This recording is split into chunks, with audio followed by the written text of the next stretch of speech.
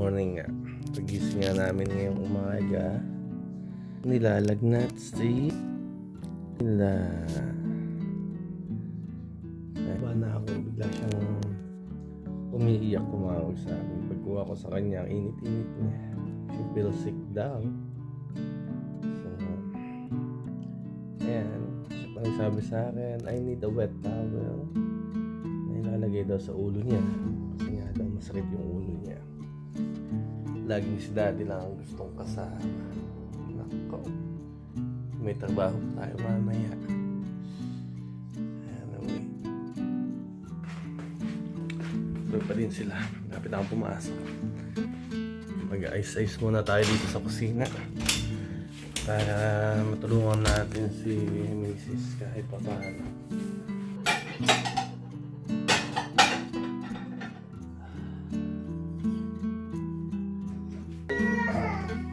Alright.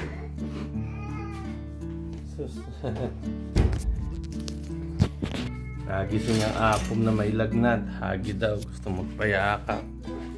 Yeah, I'm coming. Oh, you can lay down there. You lay down. Go back upstairs. You wanna go back upstairs? Okay. We will go. You get your bimpo. You want to go back upstairs daw? Oh.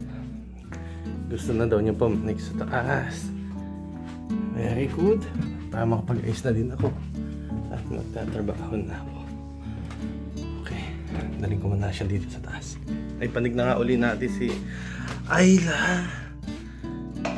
May tutuloy ko yung pag-ayos na dito sa kusina.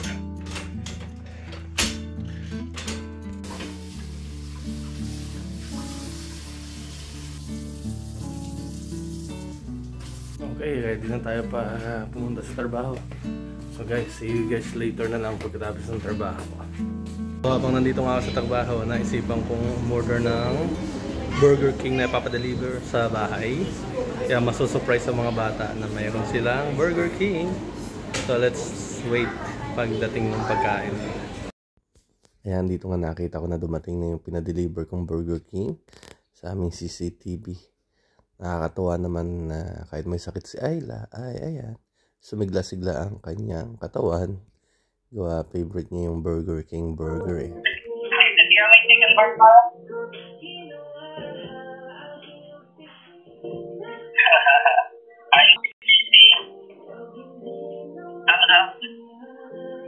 Love you.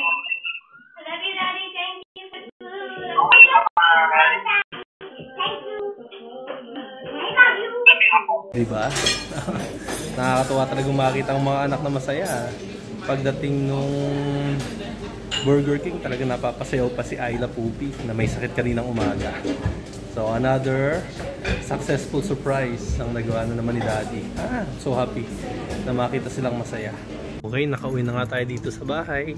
Tingnan natin ang situation kung ano.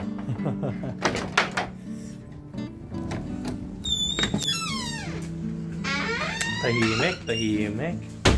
Pantulog sila.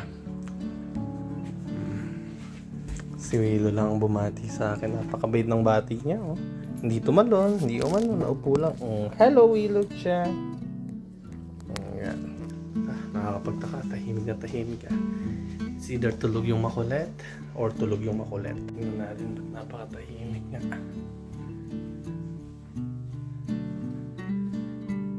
Yun. Ang makulit. Tulog nga. Nilagnatan naman siya, Mima. Sigla-sigla na niya kanina. Hindi naman nawala lagnat.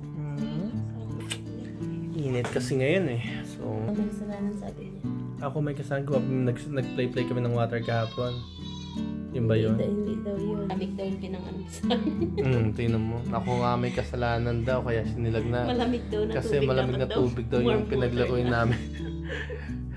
Yung nag-play kami ng water kahapon, yung latest video ko. Eh malamig na tubig daw yung ginamit ko. Kaya ako may kasalanan. Kaya siya nagkasakit. Ay, galing naman niya. Dapat the warm water lang. Maalam na talaga. Maalam na. Ang wawa naman si Apo.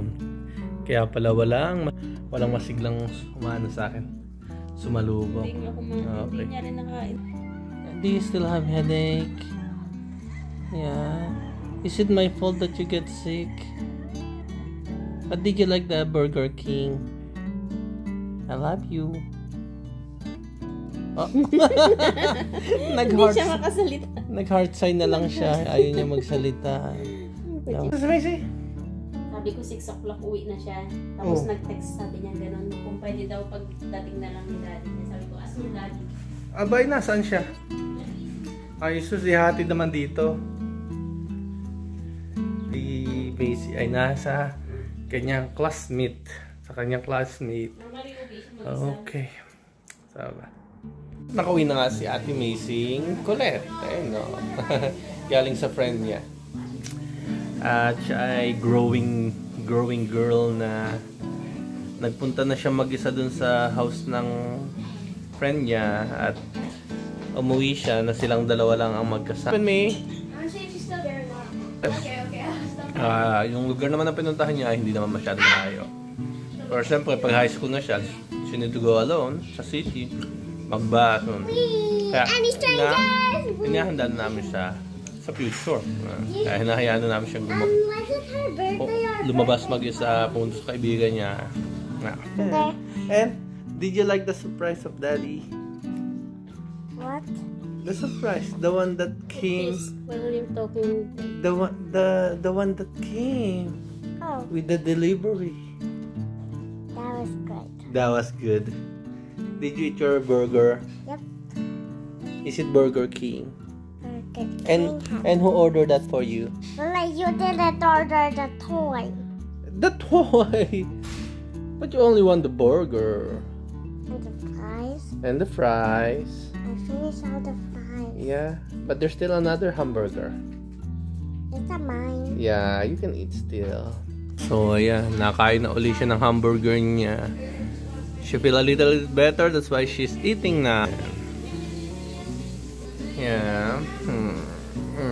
Hi, be careful, ha? You still sick, okay?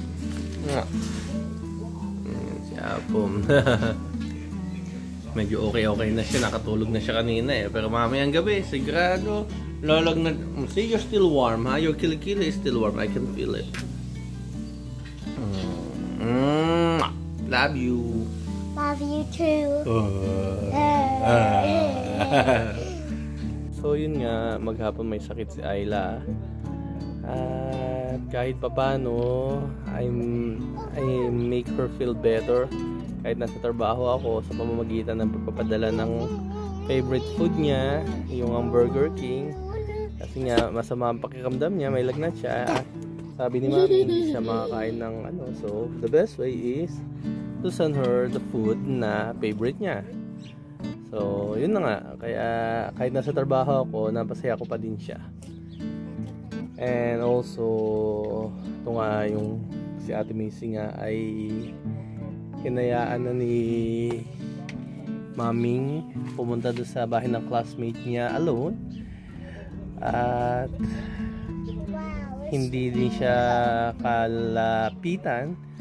Kumbaga mga tatlong street away yung bahay nung kaklase niya dito.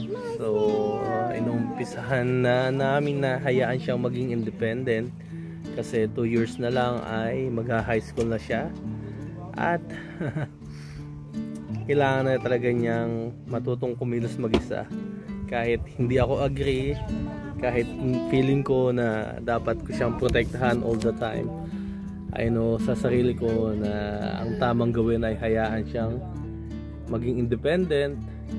Kaya yun na lang ang reaction ko. Okay. Pero syempre, ina-apply ko pa din yung security na kailangan lagi niya dala yung cellphone niya. Tapos sinasabi ko sa kanya na huwag siya makipag-usap sa stranger. And if something happen, is kailangan maalam siyang sumigaw or to call for help. Yan. So guys, again, this is This Family, Filipino family vlog. Dito kami sa Belgium ngayon. So, hope you like this video. Hit that like button and subscribe to support us. Alright, see you guys next time.